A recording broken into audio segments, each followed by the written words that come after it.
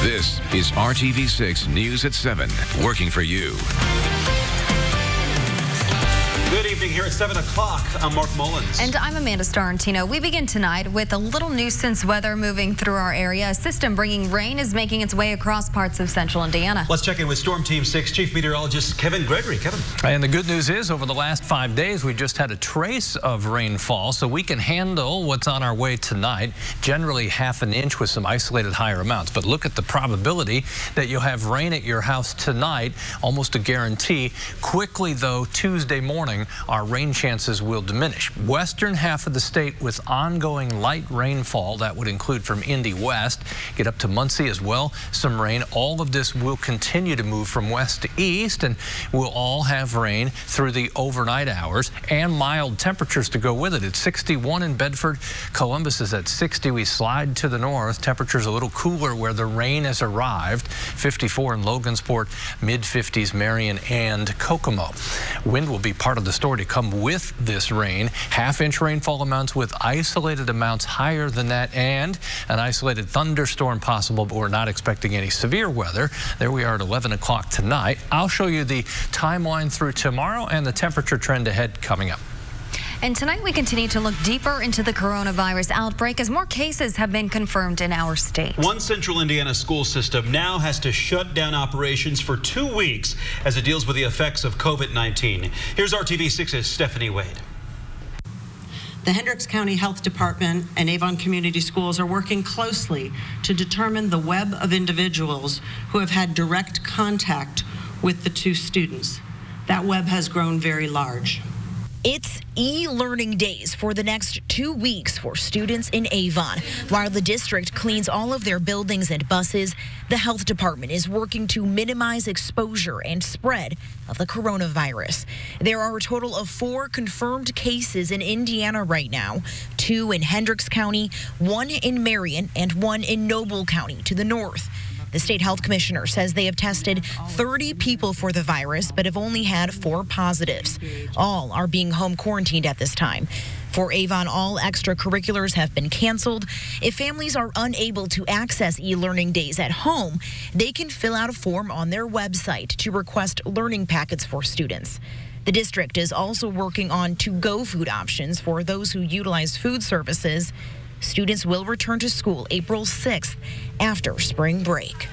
This is not a spring break where everybody runs out and goes to the mall, goes to the movies, goes to the theater, goes to, whatever museum. We really need, if we're going to have this work, to have these individuals social distance. Reporting in Avon tonight, Stephanie Wade, RTV6. Thank you, Stephanie. And today, another Hoosier has been diagnosed with the coronavirus, COVID-19. This new case is up in northeast Indiana in Noble County, and it brings Indiana's coronavirus case count to 4 total. That patient is at Parkview Noble Hospital. Local leaders say they made sure to tell the parents at East Noble School Corporation that the infected person does not have school-age children. But the clinic where the patient tested positive is now closed until further notice for deep cleaning. And we are working to keep track of all cases and activity in Indiana. An adult in Hendricks County has also tested positive for coronavirus, making it 2 total cases in that county when you include the student at Avon. We are told that adult had mild symptoms and is now in isolation. They attended the same Biogen conference in Boston that got a Marion County man sick. He was the first in the state to be diagnosed last Friday. Meanwhile, Noblesville School sent a notice to families last night saying a parent had been told to self-quarantine after they attended an out-of-state event last week where another person had the virus. That parent is also keeping their children home as well to avoid exposing others. So far, that parent has not shown any symptoms, but is taking these precautions just in case. Well, there are now more than 600 confirmed cases of the coronavirus in the United States alone. And anxiety is adding to an international oil price war, leading to a stock market plunge today. The number of COVID-19 cases globally is now at more than 113,000. Nearly 4,000 have have died. And in the U.S., nearly 24 deaths. But we should also note those numbers pale in comparison to the number of those who have survived. According to Johns Hopkins Coronavirus Resource Center, more than 63,000 have recovered from the virus. We want to go back over the best ways you can prevent the spread of this virus. RTV6 has already reported on the shortages of respirators and face masks, and that's when we found out that those are not the best way to prevent the spread. Health experts say wash your hands. Do it for as long as it takes to sing happy birthday twice, and do it often. Disinfect every surface you can as often as you can, and don't forget hot spots like your phone, your steering wheel, anything you touch a lot. And experts also say if you feel like you have a cold or flu, just stay home. Your colleagues will understand. And the Better Business Bureau and the Indiana Attorney General issued warnings today to consumers about scams related to coronavirus. Scammers use current events to prey on your emotions and get your personal information. So these scams may be phone calls, social media posts, emails, or even text messages. Here's a look at one of the text messages an RTV6 viewer received. It says, quote, warning level 3, red, coronavirus outbreak in the U.S. confirmed. Each person has one protection dosage reserved. And then has a link that you're supposed to click. The Better Business Bureau says this is likely a phishing scam designed to get your bank account information or to steal your identity. It's a time when people obviously are very concerned and a lot of fear is out there, and the scammers know that. So they are trying to play off of that fear that people have, and that somehow they can be, protected through these, quote, vaccines that don't exist or some sort of protection kit, which really is not effective. And here is how to protect yourself. Avoid opening email from an unknown source. Disregard online offers for vaccinations because they do not exist yet. Make sure you have antivirus and anti-malware programs installed on your computer and that they're up to date. You can always report suspected scams to the BBB's Scam Tracker.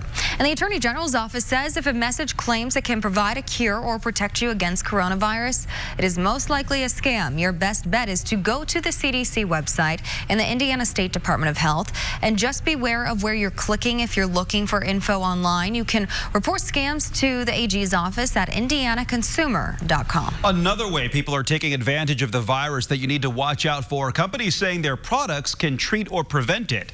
Well, today the FTC and the FDA sent warning letters to 7 companies accusing them of putting out unsupported claims about their products. The FDA says there are currently no approved vaccines, drugs, or products to treat or prevent COVID-19. The warning letters went to companies that advertise products including teas, essential oils, and colloidal silver as treatments or preventions for the virus. As coronavirus cases spread across the U.S., you may be hearing a lot of information, and we are working for you to make sure we separate the fact from the fiction. RTV6 is a Scripps station, and this week our Scripps national team will bring you a special report, Coronavirus, the Facts. From what it's like to be stuck in quarantine to rethinking exactly how you wash your hands. You will walk away from this special with a better and more accurate understanding of coronavirus and with better resources to help guide your decision making in the coming months. Join us this Friday at 7 p.m. for Coronavirus, the Facts, only on RTV6. Oh, they say it does a body good. We've basically been trained since birth to believe milk is important for our growth. Coming up here on RTV6, why doctors are now saying it's not as essential as previously believed. Plus, a little bit later, we know the challenges urban officers face. Now, how law enforcement in rural areas are coming up against issues when it comes to covering large communities with smaller departments. You're watching RTV6. Case of Homes every Sunday morning at 11:30. Welcome back. Growing up, a glass of milk and maybe a cup of juice was considered necessary for our health. But doctors are now saying times have changed. Annie Taylor found that what we used to think was important for growth, it may no longer be so. Milk! It does the body good! Growing up to have strong bones and a healthy diet, milk and juice were a staple in a kid's diet. Years ago, access to calories was not as easy for children, so having some easy calories as far as milk or juice was a good way to provide nutrients to children. But doctors like Robin Larrabee with Rose Medical Center in Denver are saying that notion has gone sour. In most of our industrialized countries, there's so much access to other more healthful and varied foods that the calories that you could consume from milk and juice are just not as important anymore. Dr. Larrabee says milk is only necessary for kids under the age of 2. It's a great source of fat for brain development. But as for kids over the age of 2, that fat is not as necessary. And calcium and vitamin D can be found elsewhere. Calcium and vitamin D are easily available from other sources, either a multivitamin for the vitamin D or vitamin D alone supplement. Calcium is available from other products as well. For some parents, alternative milk has become a staple. But is that even healthy for a child? The addition of soy milk is probably not going to change your dietary needs. As for juice, a 12-ounce glass can be equivalent to a can of soda. In my mind, there's no rationale for juice whatsoever, other than it's a nice treat. So what is doctor recommended these days? Straight up water, unfortunately, is probably the healthiest choice. I'm Annie Taylor reporting. Coming up, people are canceling trips left and right over coronavirus fears, but getting that refund is not easy. What you need to look for in the fine print. And you can see mild for the rest of the work week, and then you see what happens as we head to the weekend. We'll talk about that coming up. 2020 Jeep Compass models in dealer stock. This is RTV6 News at 7, working for you. New numbers show violent crime across the country is trending down overall. But in rural communities, that's not necessarily the case. Chloe Nordquist learned some of the reasons behind this trend. We're a lot busier than we ever have been. We have the call volumes is higher than it ever has been. The Guthrie County Sheriff's Office in Iowa is busy. 8 full-time deputies watch over the nearly 11,000 people who live here. We cover 600 square miles, so we can be at one part of the county and get called to the other end. The department is strapped for time and space for their own people, evidence files, and even the inmates. In the past 10 years, our jail population has soared. In the last couple years has really increased because of the meth use. Sheriff Marty Argenbright says this substance has caused a lot of trouble for his department. Big old pipe there. And filled his jail, which only has the capacity for 10 people. With drug use, also crime picks up. In October, 3 of my deputies were involved in a shooting incident that was involved in methamphetamine and drugs. And we had a warrant to be served, and the person was hiding in a closet and came out shooting at the deputies. One of those deputies was Stephen Henry. I went in right there. I was shot in the leg. My partner was shot in the back. It stopped right there. I mean, it was crazy. You hear about that kind of stuff in, L.A. or New York. I mean, you never think something like that's going to happen here, but really, it does. It's everywhere. Henry says most of the crime he sees relates to drugs. Marijuana. They all go hand in hand, drug use, mental health, and crime. And that's where Country View Estates steps in to help. We provide services to people with mental illnesses. It started out from alcohol and alcohol use. Now we're seeing a lot more. It is drugged backgrounds. Country View has group homes that help a range of people, including those with criminal backgrounds and mental health issues. People like Troy. Public intox, OWIs. If I didn't have Country View here, I'd be drunk somewhere on the streets, probably, maybe even, in the grave.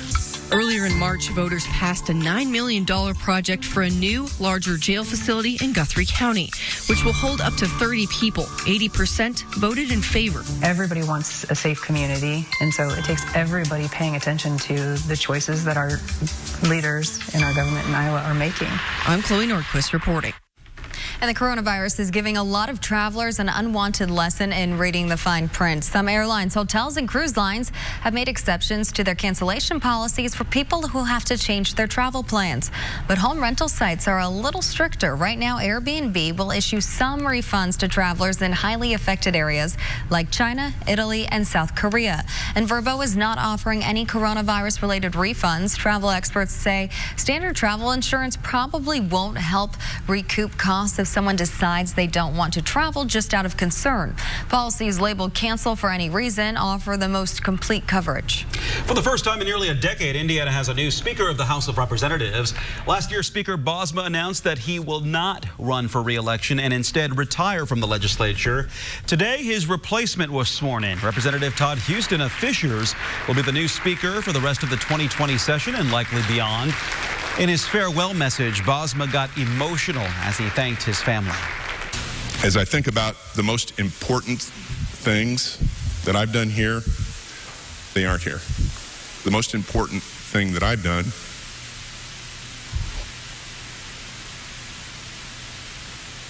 Don't look at me. Is right over here. Houston is scheduled to be the speaker for the next year's session, but he first must win re-election this November. Well, tonight marks the first supermoon of the year. This month's full moon is also known as the worm moon. That's because it's the time of year when worms typically emerge from the ground and the birds enjoy a feast. A supermoon occurs when the moon is closer to Earth than usual while it is full. Tonight, this supermoon will be a mere 222,081 miles from Earth. We'll have 3 of them this year, and hopefully the next 2 don't come with quite so much cloud cover in central Indiana, because as Kevin has pointed out, we likely won't see much of the supermoon at all. And I know a lot of people are talking about having the supermoon, and it's going to be Friday the 13th. There's a lot going on this week. There's a lot of stuff. Really St. Patrick's Day coming up. You know, we've got a lot to look forward to. The clouds don't work out tonight for us, you know. So we won't see much of the moon. Hopefully we saw it last night. It was nearly full. An almost worm. Yeah. You could have tricked us and just said it looked full. Yeah, I mean, it's hard to tell the difference. Okay, it's 66. That was our high temperature today in Indy. Temperatures a little cooler to the west because the cloud cover and the showers arrived there a little earlier in the afternoon. Temperature in Indy's at 59, 54 in Lafayette and Peru. These are current readings. Temperatures falling, but they really won't fall all that much tonight because of the strong south wind. You felt that if you've been out. And the cloud cover with the rain arriving. Let's talk about the wind. South 15 to 20 right now. These are the sustained winds, but I want you to look over toward Champaign, Illinois. They've had a gust of 41 recently. Our wind will increase again tonight. These are the gusts this evening, but I'd say around midnight into the overnight hours, our wind gusts again will come well over 35 miles per hour. And these showers may have a little more intensity with them. We're not expecting any severe weather. Southern half of the state could hear a rumble of thunder. Here we go. Last hour or so, you see the showers for the western half of the state. You're waiting on rain anywhere in the eastern half of the state, especially south and east of Indy, but it will arrive. Rainfall potential generally half an inch. You can find some exceptions here. Exactly where the 1 inch amounts may be, if we get an inch of rain, will depend on perhaps the rumbles of thunder and some heavier downpours. Notice what's consistent in the forecast, a daily chance for some showers. I think most days will have several dry hours. For example, tomorrow, the best chance for rain is before 10 a.m. Should be dry after that. Limited shower chances early Wednesday, and then Thursday night into Friday morning, the most likely time for rain to arrive once again. Temperatures next couple of days in the 50s. Our warmest day of the work week comes at 63 degrees. Tomorrow morning, you'll wake up to the showers and temperatures mild in the 50s, but the temperatures will fall and the rain will stop. There's your rain at 7 a.m. south and east of Indy. That pulls away. Then the next job to break up some of the cloud cover, which may take place before the sun sets. The change in wind direction from strong south wind that we have now to a northwest wind tomorrow will ensure that temperatures are on the cooler side. 50s in the morning, already to 47 by noon. The rain will have stopped by then. Some late day sunshine with temperatures at 48. Couple of showers early Wednesday. Then I think we'll see partly cloudy skies during the afternoon hours. As I mentioned, Thursday night into Friday morning. Thursday's high 63, but the rain chances go up. They're likely Thursday night into Friday morning. And then we emerge to what will be, by our recent standards, a cool weekend. Temperatures in the 40s both Saturday and Sunday. I like these new standards we have. Yes, like that. Thank you, Kevin. And we'll be right back after this. It's that easy. Call 1-800-CALL-KEN.